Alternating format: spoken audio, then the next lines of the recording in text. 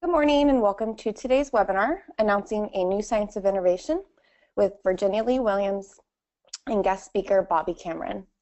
I'd like to introduce Virginia Lee Williams.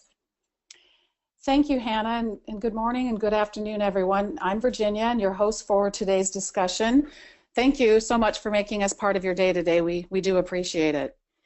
As Hannah mentioned, we're here today to share with you new data that is changing the way we bring innovation to life in an enterprise.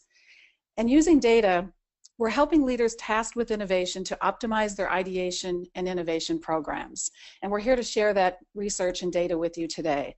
Before I introduce Bobby, our distinguished guest, a few words first about Spigit. Spigit is an enterprise-class ideation management platform. We enable organizations to leverage the power of the crowd to create and manage a pipeline of ideas. These ideas can drive initiatives such as new business strategies, product development, operational efficiencies, and employee engagement. And by partnering with Spigit, we help business leaders find the best ideas to help them make the right decisions and foster a culture of innovation. Spigit is the largest provider of ideation management software to some of the world's foremost companies, many of these logos being ones that I'm sure you all recognize. And we power ideation for enterprises across a number of industries, including financial services, manufacturing, healthcare, and energy. We have over 6 million users in 150 countries with over 14,000 challenges and 100,000 winning ideas. With that, I would like to introduce today's guest. I'm really honored to have with us today Bobby Cameron of Forrester Research. Bobby is a leading expert on best practices for IT, including driving business innovation and business alignment. Among his many accomplishments, Bobby conceived and piloted the CIO group in the Forrester Leadership Boards and writes CIO targeted research. Bobby, thank you so much for joining us today. Glad to be here, Virginia. Thanks. Thank you. In the course of this webinar today, we're going to discuss a number of items, among them key measures of a successful innovation program, how successful ideation correlates to growth, and we're going to share our recommendations based on the best practices of the most innovative companies from our study. So what is innovation? When you say the word innovation, most people think product innovation, or they immediately think about tech companies.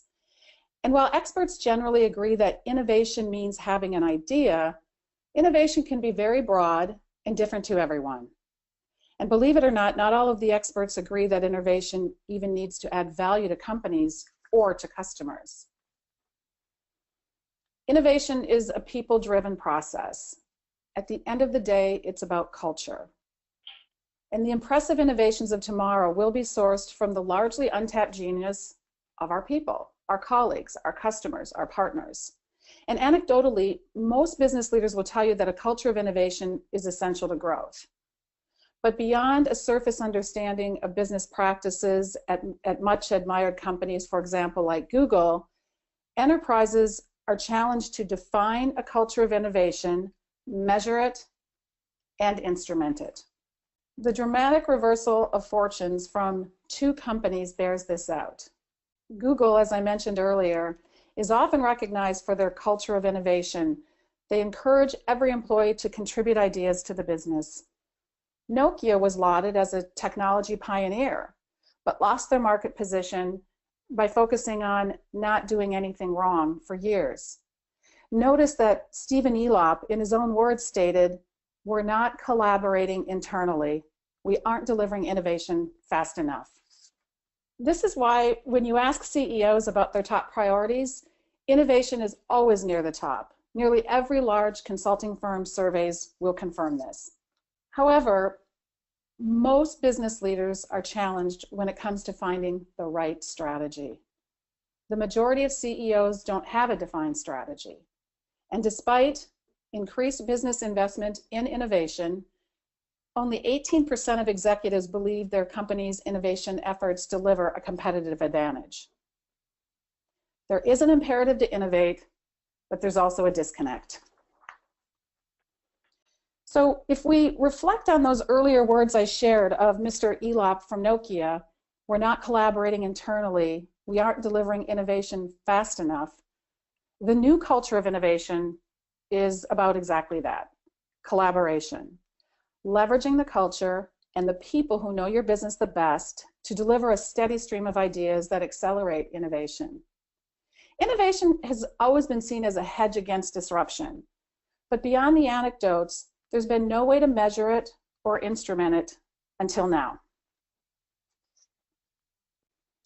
Spigit has been fortunate to work, as I noted at the start of this webinar, with hundreds of enterprise companies all over the world.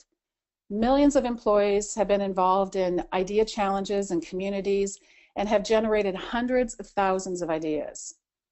So our question was, is there data here that predicts success when it comes to building a culture of innovation? So we took our data to economics professors at top business schools to understand how to approach this. They were all interested in the data because they typically don't see data points on employee and innovation. Companies know what a culture of innovation is, but they can't describe it well, and they struggle with how to show impact. So our exploration of innovation data started because our own clients were asking us for more than subjective measures when it came to building a culture of innovation. Data from our own clients, over 500 enterprises globally, also confirms this. Building a culture of innovation is the #1 reason companies chose to implement an ideation program as part of their innovation efforts. And we know from talking to clients that building that culture was one of the #1 reasons they started the program, and employee engagement and building collaboration were all highly rated reasons why companies initiated a program. Now, just like sales and marketing were once disciplines ruled by emotions, somewhere along the way, people recognized they were based on definable pipelines and benchmarks for success. So technology was put in place to manage those pipelines and measure the actions of the people involved. The same thing applies to innovation. In one end goes raw ideas generated by people. Out the other end comes actionable ideas ready to be turned into innovations. But what if you could use the data on how people share their ideas, build on them, rate them, and select them to predict success at innovation? That was our question. So we took that question to a professor and shared our data with him. Over the course of the last 10 months, we've worked extensively with Dr. Miner from Northwestern Kellogg School of Management, and we'll be sharing his methodology and his analysis here. We asked Dr. Miner whether you can measure enterprise ideation as a proxy for innovation, and does this ideation drive business results? We provided Dr. Miner anonymized data on 165 public companies covering over 3.5 million employees, all using the Spigit ideation management platform over a 5-year period. We included over 40 ideation-related variables, such as ideas per participant or the number of idea challenges and communities a company creates. And we also shared publicly available company firmographics and financial metrics. Now, for the data geeks in the group, here's a quick overview of the methodology. Regressions were run on data variables and firmographics and financial data. They were initially run blinded to simply look for statistical significance among those variables. And then once the variables were validated, formulas were developed to show how key variables interact to contribute to positive financial outcomes for the companies we surveyed. And we were surprised by what correlated to success. The analysis revealed that success at ideation is a formula. It can be instrumented, and that this is an actual tie to something that hits the bottom line. So what we learned from the analysis of this data is that innovation is indeed a science. And surprisingly, the variables that make for a successful ideation program are independent of whether the company is seeking disruptive or incremental innovations. It doesn't matter whether they're asking for process or product innovation, what industry the company is in, or even for the most part, whether the company is large or small. The key variable across all the companies in our analysis is the ideation rate, which we define as the number of ideas approved by management divided by the total number of active users in the system. Higher ideation rates are correlated with growth and net income, most likely because companies with an innovation culture not only generate better ideas, but importantly are also organized and managed to act upon them. So after, as I noted, reviewing dozens of variables that could potentially affect ideation, we identified 4 that drove the ideation rate, and they weren't what we expected. Companies succeeded when they increased active participants beyond idea submission, which you can do easily through more challenges, more communities, or better marketing of ideation practices, which also includes strong communications programs and incentives that will motivate employee participation. And companies can increase engagement or decrease concentration by going to a wider audience. Both of these levers have an amplifying effect on the number of ideas generated. So the next question that we typically got from our clients was, how can I improve my own practice of innovation? So we took that ideation rate and determined the number for every single customer. And then we examined the practices of the top and the bottom. And one of the things that we learned was that the top of the crop were not your typical Silicon Valley companies that we often think of when we think of innovation. It was somewhat surprising and a bit counterintuitive, perhaps because we are a Silicon Valley-based company, but the top ideating companies weren't the ones that are getting recognized. In the top companies, we saw industries like construction, insurance, manufacturing. These are not always the types of companies you think of first when it comes to a culture of innovation.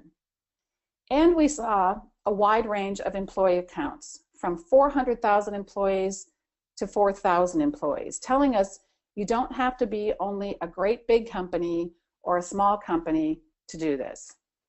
So as I noted, we took those ideation rates and determined the number for every client, and then examined the practices of the top and the bottom. We looked at what are their metrics, how do they run their ideation and innovation programs, and from that, we determined some recommendations that we'd like to share with you today. Our first recommendation, tap into the collective intelligence of your employees, partners, and customers, and do it frequently. Why frequency? Well, we learned through our study that the top performers run more challenges. Elite ideation companies may run 100 challenges a year. High performance firms average about 24, and companies with mature programs average about 18. Mature programs meaning 2 years or more. Secondly, we recommend that you involve large groups. Our study revealed that idea concentration, again, the number of ideas divided by the number of employees, is 3 times lower for the best performing companies. These companies are not reducing innovation to a small group. They are going out to large crowds. And it's not only important to broaden the pool, but also to ensure that your ideation business practice engages more employees. Best performing companies had more than double the average employee participation in challenges and more than 6 times the average actively contributing to the ideation practice. Finally, we also recommend to think about employee engagement broadly, not just originating ideas, but also voting, commenting, and participating in the process. What we saw is that top companies have employee engagement rates that are 2.5 times higher than other companies. And we'd be happy to share later in our Q&A some brief stories of some of our clients who are emblematic of the best practices I've just shared with you. So think about employee engagement broadly, because innovation, as we have found, is a people-driven process. Of course, it's about the data, But at the end of the day, it's about engaging those who know your business best, your people. I'd now like to hand the mic over to Bobby, whom you just met from Forrester. Forrester has done considerable research on best practices and will show how their concept of culture and process fits into what I just shared with you. Bobby's going to discuss how what I've shared is manifesting itself in how companies are getting innovation done. He has access and a seat at the table like few others and is here today to bring that perspective to us and to our discussion. So over to you, Bobby. Great, and thanks, Virginia, and hello, everyone. Thanks for joining us today. This is a lot of fun for me. I've been in market research for high-tech market research for about 23 years now, and data is all important. And to have a study like the one that Spigit's brought forth that Dr. Miner conducted is just huge. And I quite fortunately, it actually corroborates the direct research I do day to day, so that's a good thing. What I'm going to do now is talk about, as Virginia said, the best practices that manifest the creation of an innovation culture and probably most importantly drive results. The couple of points I think that were made toward the end of Virginia's comments that I want to emphasize as we dive into this definition here. One is that the top performers aren't the ones that are generally recognized. They're not from Silicon Valley. And the key takeaway from me is that innovation isn't about the thing you do. The high variation in size of company, where they're from, what industry sector they're in, is the second point. That the broad base of possibility for innovation indicates there's not magic here. And the language that was used in Virginia's slides, innovation is a business discipline, that's exactly right. And so to begin with, the key point I want to make in the definition, innovation is not about the sex and sizzle. It's about taking ideas and generating business results. It's measurable, it's sustainable, it's repeatable, all of those things. Now, there is a huge line of opportunities going from the incremental out to the fully disruptive, so don't misunderstand that piece. But the point that Miner's research demonstrated that it's the rate of participation, it's the ideas generated, the number of ideas generated, the active participation, especially by employees, but also by customers, trading partners, and it's the diversity of the different roles. Those are the things that drive the results. So our definition, and we've been using this, I've been doing innovation research for over 15 years now, and have found the same model to be true. This is the definition we created back then, and it still proves to be true. It's so broad that it tries to incorporate any and everything, and that's the goal. The points in the bullets I think are worth spending a little bit of time on. The inventions by themselves aren't the innovation. In other words, you can have lots of great things occur as innovations, but that doesn't necessarily produce the results.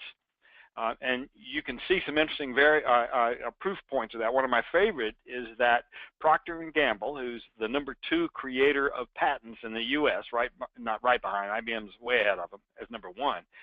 But Procter & Gamble started a program about 2002 from the then CEO Lafley, who said, you know, we've got to source ideas from everywhere. We can't just have our engineers do it. And tongue-in-cheek, he said, we've got 7,500 of the world's best engineers working at P&G, but there must be 1.5 million who are almost as good. And it's quite true. They started the program most of you probably have heard of called Connect and Develop, that started generating ideas that Procter & Gamble would license for the use of, not buying. They didn't necessarily want to own the intellectual property. They wanted to drive somebody else's inventions toward value delivery. So they recognize that their core contribution is the delivery of product to market and value to customers. The second point here is that innovation does not require new capabilities. It's quite interesting that people think about innovation as being new. You know, the easiest example there is that the iPhone, when it first came out just 10 years ago, had very little, if anything, new. I don't know of anything new. It may have been something in some of the low-level electronics. But the whole user interface is what Apple had been working on for a long time through the iPod family. Certainly the communications, the cellular communications were leading edge, but they weren't brand new. They weren't invented and first delivered in the iPhone. And the market model, the apps market, was built on the iTunes frame. So it was a new implementation, yes, but off that existing frame. And so, you know, it doesn't have to be something new. And even more instructive, I was working a workshop a few years back in Paris, and I had 21 companies represented, heads of innovation for those companies. And one of them had completed a 3 or 4 year transformation where they drove a 30% improvement in cost of goods sold. And I held that up as an example. It was a special chemicals manufacturer, and I said, you know, these guys used an old technology that everybody uses called iLog. They used SAP's implementation in the APO supply chain product and optimized sourcing and manufacturing planning to be more responsive to customers, where the customers were and what the customers were asking for. And by using that old technology, innovated and redefined how that company operated. So that was where the innovation was, redefining how that company operated, and drove huge value. Wasn't new, wasn't sexy. The third point here is that innovation opportunities address the entire business model, and that was found in Dr. Miner's research as well, that there wasn't a specific thing to do. So what we find in our research, it depends on what part of the company we're talking about, what their focus is, what their interest is in driving change, and it doesn't matter. So it could be business process, operational process, it could be new markets, could be new products and services, could be a new operating model, a new business model. Any of those things is okay. They all drive value. And finally, not all innovation ideas have to be sourced within the organization. That was certainly the P&G example, but even more strongly, you can see companies out there like United Health Group, who in their Optum organization in R&D have a team of 6 people that drives innovation cycles, not only for United Health Group, the business side of that organization, but also throughout the entire value stream with the networks of doctors and hospitals, as well as the insured and the companies who many of the insured work for. So looking for ideas sourced from everywhere and driving value, that's the proposition. So key point here is pay attention to the business results. That's what innovation is about. A second sizzle you may need. Now, we're talking here about the culture of innovation, and a lot of times the exciting new technologies, new capabilities help drive interest, help break through some barriers. So that may be a good place to work, and certainly emerging technologies are a key piece of realizing innovative value. But don't get lost in all those new things. That's not where the value is. Next slide, please. Now, looking at some of the information that Virginia provided, especially that comment about innovation as a business discipline, I wanted to talk through the innovation cycle model that Forrester has found. Again, I've seen this for 15 solid years.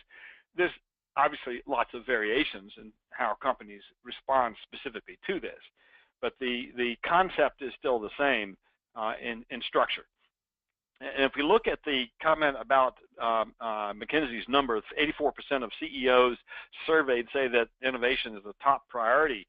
In a similar McKinsey study, they went, and only someone like McKinsey can do, and looked at the executive team's agendas for those companies where the CEOs said innovation is the top priority. And here's the kicker. They did not find innovation on the agenda. That's the key message for me, which is don't expect innovation to be the result of smart people, of I don't know, lightning striking in the right place. That may help, but it's not how companies who stay in innovation drive it. They actually make it a process, make it a discipline. And you can see that part of the driver for a culture of innovation is to, in fact, drive results. That's the number in Spigit's study, that 86% of the customers created an innovation program in order to create a culture of innovation. That was their intention. And so come back to my comment about the sex and sizzle. That may be necessary to shake loose some of the naysayers, but it's the success of the program that is the target for creating a culture of innovation. And so let's walk through here and look at this model, which is the best practice model that Forrester finds. A couple of key points. One is this is a cycle of innovation. An innovation program would include lots of cycles in lots of places. Go back to that key point Miner found, is that it's, you know, the more cycles the better, the more participants the better. So think of this as just an instance of a repeating and broadly adopted set of activities. The targeting is key. We're talking culture. We're talking today about how do you make things change and make things work, and engagement is a key piece of that. And targeting engages people. The negative side of targeting, the bad example, is a large equity trading firm in the U.S. that has a very large innovation team, about 80 people who are out looking for new ideas. They all, by the way, work for IT, which is probably the first negative, because innovation isn't an IT thing. And they generate very good ideas. They're excellent at finding ideas. The problem is that their conversion rate into business results is very low. Why is that? They don't engage a targeted participant. They don't work with some business entity who would benefit from that particular innovation. The innovation team feels like they've got to mature the whole concept before they actually release it into, quote, public, end quote. And as a consequence, they put it on the shelf, and business guys say, huh, it's not in my plans. I can't do that right now. Oh, it's interesting. Maybe I'll look at it next year. The positive side, the way to actually make this work, is make targeting the first stage in any of an innovation, any innovation effort. And it's essentially finding opportunities that have some sponsor, somebody in the company who wants to benefit from that particular innovation cycle, and who's willing to put up time and effort and money to make it happen. The time and effort generate the targeted opportunity, the ideas, the goals, the objectives, the metrics. And without those, it's pretty hard to then focus on a particular result, and you end up wandering around in the field of ideas, which is limitless, with no idea of how to pick one idea over another. It goes back to that equity trading firm. They find lots of good ideas, but they just don't have roots anywhere. So targeting is about creating the roots. Now, the ideation activity itself, and this is the piece that Miner analyzed, is the participation in ideation, the creation of ideas, the breadth of those idea cycles, etc. And the ideation activity is about trying to produce an idea that will in fact drive, in this funnel model, an idea that will in fact drive the value proposition that's the target, and create some opportunity for generating business results. So the result of the ideation activity is a set, small, usually reasonably small number of ideas that need to be tested, need to be matured, need to be worked through. So that's the second stage. Third stage is incubation, and that's the actual testing. Incubation is actually the most expensive piece so far that we're looking at here. It's the part that needs the funding. I mentioned United has 6 people who, remember, that's a Fortune 5 company. 6 people who are driving the innovation cycles. Reasonably low expenditure for that company. The incubation actually goes on using real technicians that typically actually test the value produced through engagement with the people to whom the value would be delivered. So it's a very active, iterative prototyping cycle, the result of which is the creation of a business case. The business case is to justify the commercialization. That's where the real money comes. And by the way, commercialization, the fourth stage in the funnel, is not funded typically as an innovation activity. It's in fact part of the normal process of the company moving forward with business, generating business value. Why isn't it funded as part of innovation? Commercialization has to do with production delivery. So we're talking about compliance in regulated sectors. We're talking about performance levels, security, risk management, etc. And that takes a significant amount of work and is generally funded based on the business case coming out of incubation. Now, the commercialization can continue the innovation activity, and what I mean by that is if the commercialization is done through an agile DevOps continuous delivery type of a cycle, then each sprint is itself a small innovation cycle where you're testing and learning what works. And in fact, it's a very good practice to drive innovation ideas through an agile delivery cycle, because you can continue to mature the value that gets delivered. And finally, we come to metrics. Key piece of the question today is when you're driving innovation cycle, trying to create, as 86% of the sample said, trying to create a culture of innovation, what is it you're measuring? Well, it's pretty hard to measure a culture. It's pretty hard to go out there and say, gee, are you innovative? And by the way, that is the #1 question I'm asked of my customers. Are you innovative? It's an interesting concept. You can measure the business results generated through the innovation cycles, and that is the primary indication.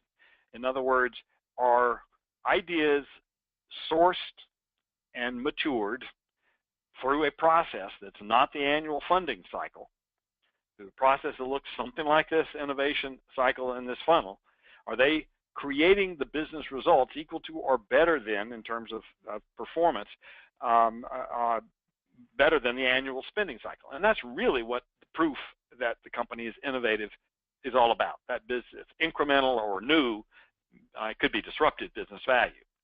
And so that's what the metrics are. Now, it's also a very good and best practice to measure the cycle itself and make sure that there's a lot of continuity in terms of participation rates and focusing on lots of innovation cycles and diversity of participation.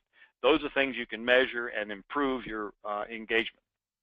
So let me go back to the linkage between this funnel model and the research that Dr. Miner did with the Spigit data. And what this cycle shows, how outcomes drive the scale, frequency, engagement, and diversity. Remember, those are the levers. The number of active participants, increasing that drives better performance. More ideation projects, so the frequency with which the cycles are driven improves the results. And the diversity of that's also important. So it's not just employees, but also any active participants, customers, trading partners, etc. And finally, another indication is that the density, the concentration of the ideas is a predictor of success. And you want to reduce the density. So in other words, you don't want to source all your ideas from a few people. You want lots of people providing a source for the ideas. So this is the funnel structure. Now, next slide, please. The concept of culture is itself something that can be addressed independently. This is the most frequent question I get from my CIO customers is, help me build a culture of innovation. And I'm going to go back to Miner's data before I step in a little bit into this table and remind you that Miner's data said that the culture is the dominant drive for what companies are looking for, and the data suggests is that the success of innovation correlates not with some fancy thing called culture, but correlates with just participation, frequency of activities. So now starting to see what companies are doing, and this is research we just published, Forrester just published, that talks about how you create a culture of innovation. And I'm not going to read all the content to you, but I'll give you some examples, a couple of key points here. Making innovation central to your strategy is critical. You know, that's the active engagement of innovation as a piece of what the company is doing.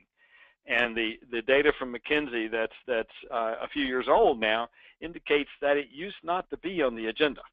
It's increasingly, however, on the agenda. And what does that mean? That means that CEOs and their executives are looking at the data around what they're doing for innovation and how they're driving results. Be real careful that it's not only a top-down driven activity. That's not an indicator of success. It's the breadth of participation. The second thing is providing an ecosystem that supports innovation. It's all your vendors. You know, the sex and sizzle side of this thing is it makes people think they got to close the door and hide in the corner and own the intellectual property. That's not the case. The bulk of the innovations out there come from broad-based sources. So companies who do this well work with their technology vendors, with their business model vendors, with their consulting vendors, with any players, with their customers, with their trading partners, with any players in a value ecosystem. And the more you do that, the more you support the factors that Miner indicated are predictors of innovation. The third point here is a critical one. Now, this is the one that's most closely tied to change management types of characteristics, where you celebrate experimentation and discovery.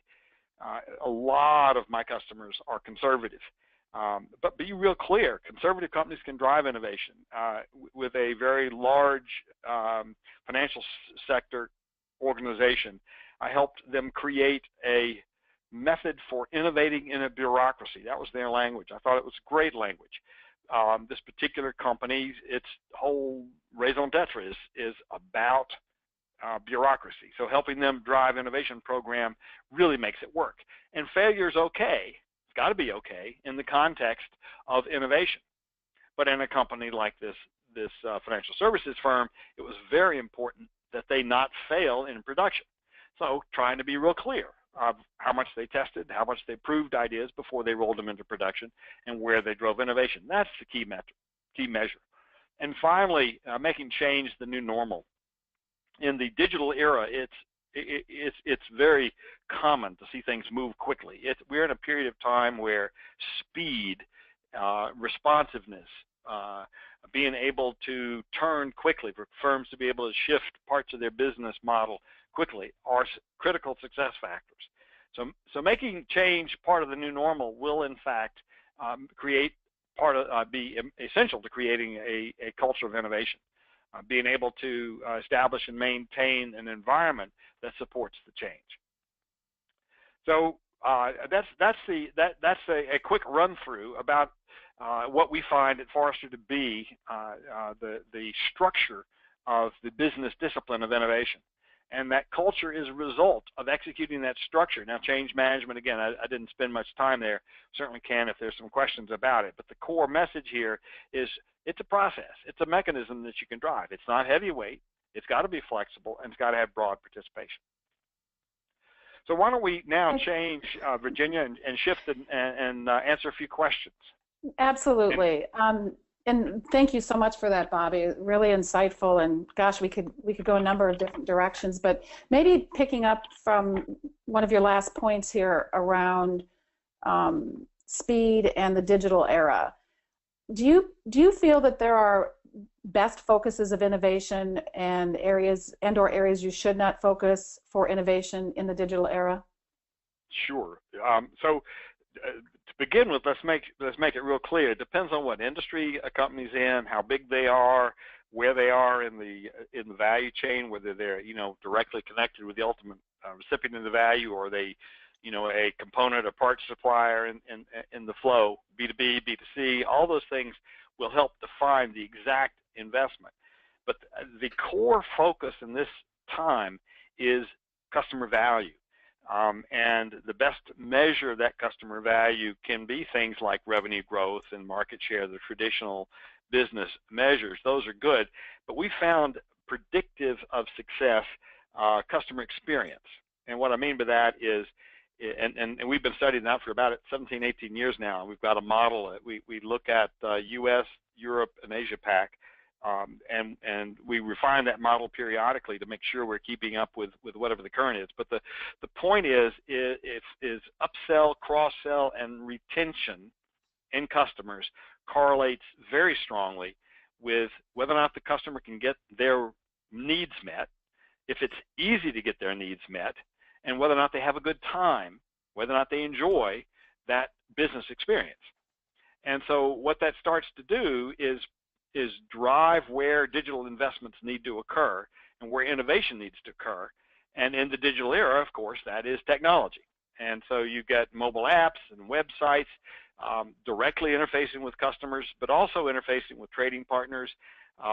It's starting to be more and more end-to-end, so it reaches across the customer's value stream, not the firms, but what the customer's trying to do, how they work, and reaches back all the way across the value stream back into the company itself who's driving the investments.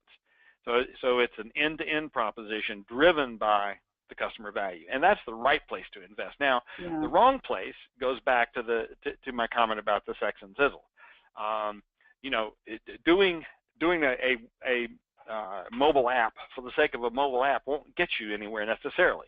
One of the top performing banks out there is a credit union, state employee credit union, in terms of customer experience. Remember, that's retention, upsell, and cross-sell, and advocacy, recommendation. And they have a policy set by the president at State Employee Credit Union, SECU. They have a policy set by the president. They will not have a mobile app. Now, they do have a mobile interface to their website, but it's a mobile web. It's not a mobile app. And yet they are at the top of customer experience. So it's the wrong thing to focus on the technology. It's the right thing to focus on the customer experience. Excellent. Before I go on with more questions, I just want to remind our attendees that you are able to ask questions, and to do so, please put your questions in the GoToWebinar question box, okay? Bobby, you talked and touched on one of the important components in our recommendations, and you mentioned the ecosystem and diversity, and how diversity is not just employees, but also what I'll call the external crowd, customers, partners, and so on. We're seeing more interest in our client base of leveraging the external crowd. Are you seeing that in the clients with whom you work? And what's your thinking about that? When you ask the question about cloud, are you talking about the technology of operating? Sorry, crowd.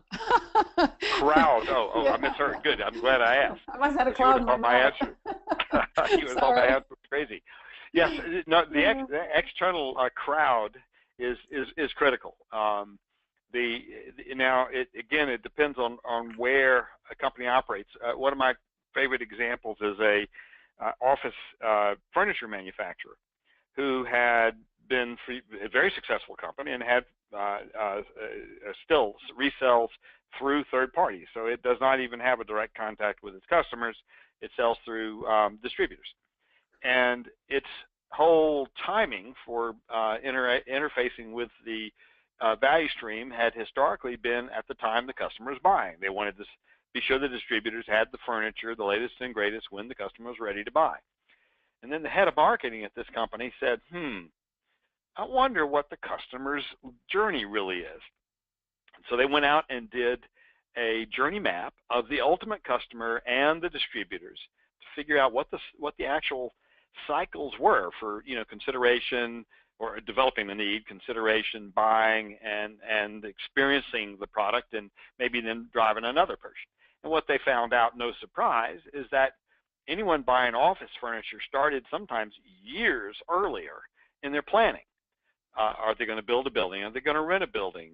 Where's it going to be? What kind of an environment it's going to be? What type of facilities do they need to have, et cetera? And it turns out, again, no surprise, that those early stage considerations actually drive the purchase decision at the time of acquisition. What that means then is that the furniture manufacturer had to build out a capability to help distributors understand and represent back to the manufacturer what the customer's needs were and expectations were early enough so that the furniture manufacturer could position its products against those interests and needs. Now, that kind of transformation all occurred, the understanding of it and how it operates outside of the manufacturer. Now, the manufacturer, being the gorilla in that particular value stream, had to build out the solution. But the point is that the innovation, understanding what the needs were, and the culture, by the way, was a difficult change for that manufacturer because it had always built the stock, to start now building to expectations and needs. But the source of that knowledge and understanding came from outside. Great. And sort of along that same line of diversity and the external ecosystem being part of that, and you touched on this when you gave your P&G example, right? That 7,000 engineers, and certainly they would have the best ideas, and the CEO at the time commenting, well, there's 1.5 million, more people out there who might be just as smart, and it reminds me of one of the wonderful examples I love to share with people on this subject with one of our clients, which is an airplane equipment manufacturer, and they were needing to find a way to sort of cut down the inspection time of the aircraft engines at the request of the airline industry for obvious reasons. So what they did is they actually invited employees from across the company. Some may have thought, oh, let's leverage our technology team and our R&D team, but they went across the entire company and asked people this question, or posed the challenge, regardless of title, regardless of functional area, regardless of level that they were in the organization. And the most amazing thing happened is one of their most valuable ideas came from an administrative assistant in an office, I believe in Singapore or somewhere in the world. And this one idea cut engine inspection time and cost by 85%. And the genesis of her idea was based on something that she had watched in a Tom Cruise movie. And so I love that story, and I'd like you to expound a little bit about this whole concept that our research shows and Dr. Miner speaks about, of idea diversity and extending to your whole crowd, or a large part of your crowd, regardless of your preconceived ideas of their knowledge base. Yeah, no, that's a great example, and several thoughts come to mind. The first, one of my favorite, is who would have bet on Bill Gates when he dropped out of Harvard and hid in his parents' garage, right? You can't look at somebody and decide whether or not they're going to have the best ideas, and it's not always the leading edge smartest for lots of reasons. A big mistake I see firms making is they figure that the right way to get good innovative ideas is get the smartest people and have them drive it. And one of my favorite stories is the Department of Defense in a medium to large size country had wanted to improve its innovation, and so they had picked their sharpest, brightest, and these two guys, I met them. They were in the innovation team. I met them, and they're the kind of people you talk to them and you can feel the sparks popping in their heads. They're really very smart, nice guys. They were in the mid-20s at the time, and but since I'd been around that tree before, I said to them, I said, you know what?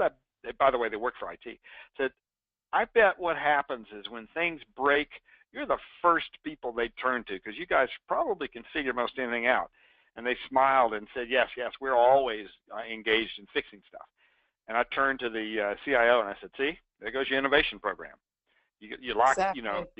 Yeah. And the other end of that spectrum is like the example you gave, is you really don't know who is going to have that good idea. And Bill sitting in the corner, an introvert, never says anything, never talks to anybody, like Bill Gates when he dropped out of Harvard. If you don't ask him, you're not going to find out what he's got going on, because he's not going to come push it out toward you, and you probably not going to bet your ranch on that person. And yet, if you ask them, they're the source. And so it's, I've got lots of vignettes like that where creative ideas come from any and everybody. And so democratizing innovation really is the way to make it work.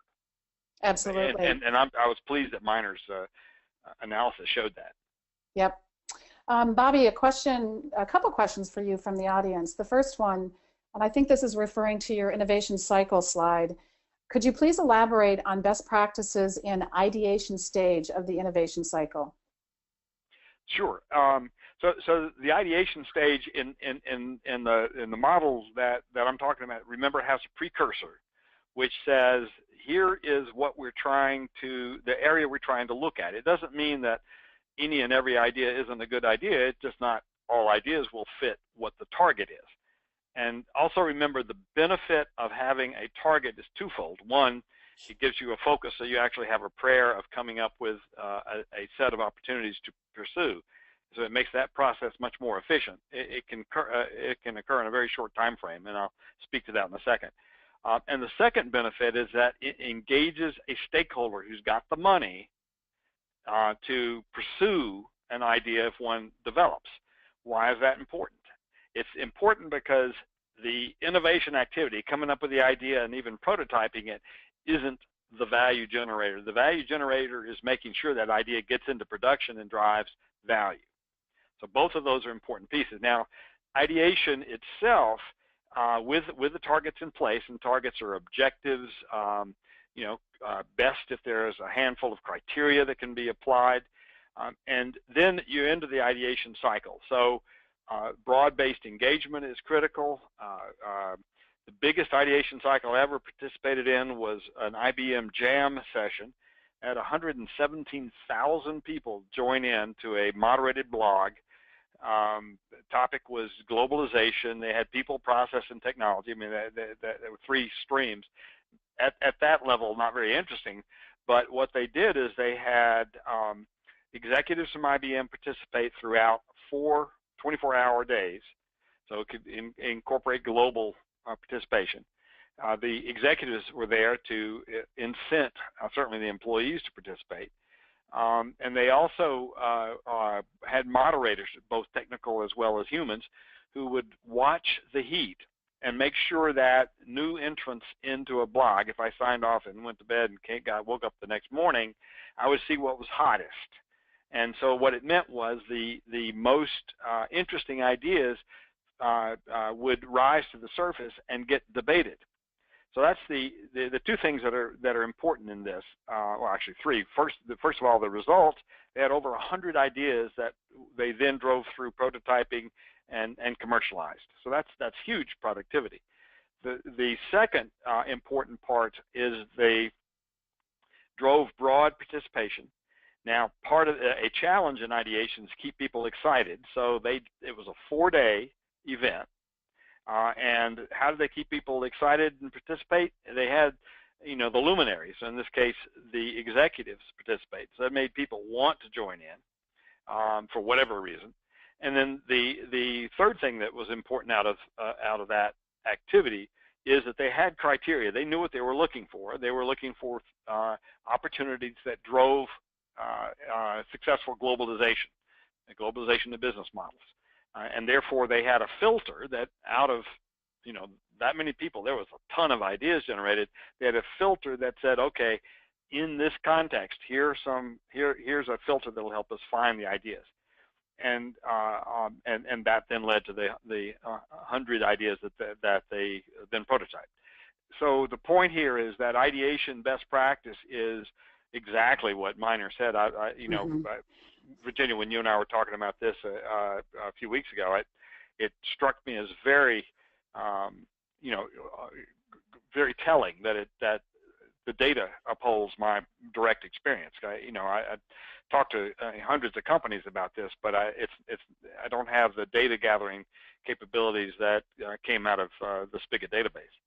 Agreed, and I think what you just described in answering that question is really describing the Spigit methodology and what our platform does to help clients. And you spoke about a couple of really important things there, that your initiative being tied to strategic goals of the company. Not all of them are, but generally that's our recommendation, that you're attached to some of the important pillars that the company is trying to uphold. Executive alignment, right? You talked about that, and thinking through how you pose and craft that challenge or opportunity that you want to put out to the crowd, and you talked about communications and incenting them. Again, all in line with what our data shows. Exactly, and a good bad example jumped into my head while you were talking. There was a automotive parts manufacturer in the greater New York area a few years back who had an engineer who came up with the idea of car batteries being available in filling stations, just like you can get a refill on your propane tank in a hardware store. And the company thought, that's a great idea. Now remember, this was like at least 10 years ago, long before electric cars were there. It was a good idea, but there weren't any around. So the company put a few $100 million into developing that, and we're working hard to get a filling station, a company like an Exxon or a BP to participate. And finally, the stakeholder of the company, the shareholder said, wait a minute, we're blowing all this money out the door, and this is not our business. Why are we bothering? And so it's kind of cute, but it's painful that companies actually do that. It's nothing wrong with having a great idea. Verizon had a great idea at one point about driving texting traffic and keeping their money income from SMS type traffic growing, but it was an education thing where college kids would tutor high school kids, and so they spun it off to a university. They didn't. Their innovation team said it's a great idea, it might make money, but it's not our business. So your point's well taken. Your point is very well taken. So Bobby, we have 3 minutes left, and we need to save a few seconds for the wrap up. So I'm going to toss one more question your way, and maybe you can keep it short. What does Bobby see as the biggest deterrent to sustainable innovation in the companies with whom you work? Command and control. It's one of my customers is so worried about innovation wandering off topic. So in other words, not doing a good job of targeting based on strategic goals, that she has built a very strict command and control process for driving innovation. Nothing will slow it down more. So innovation is a business discipline. Repeatable innovation results from that discipline, but the discipline isn't a command and control cycle. It is just the opposite. And I think the other thing to add to that briefly, I assume you would agree, is not acting on the winning ideas, not funding and deploying and implementing the ideas that come out of the innovation process. Gotcha. Well, and I would actually argue that is not an innovation process. That's purely idea generation, which is, an idea is cheap. Right. Bobby, I can't believe we're out of time, and we have other questions that we didn't get to answer for our audience, but I'd like to thank you for participating, and maybe we'll do this again. My pleasure. I enjoyed it. Same here. For our audience, just Hannah, if we can share our benchmark slides. I want to thank our audience for participating, for asking lots of great questions. And if you want to, dig more into the data and speak with us more about what we learned, we're happy to do that. You can reach out to Spigit anytime, and we're here to meet with you and have that discussion. A couple of publications that are available if you're interested: our 2017 Business Innovation Report, which was a bit of the genesis of the start of our research, and then a wonderful analysis conducted by Forrester Consulting, commissioned by us, which is the total economic impact study of companies using the Spigit platform. And the final piece I want to share with you all is, if you've got access to Harvard Business Review, if you don't, come see us. There is an article that was published in HBR in the October 9th issue relative to this research and some of the information we shared with you today. So those are all available to you at our pleasure. So again, I thank everybody for participating. Thank you again, Bobby, and I wish everybody a great rest of the day.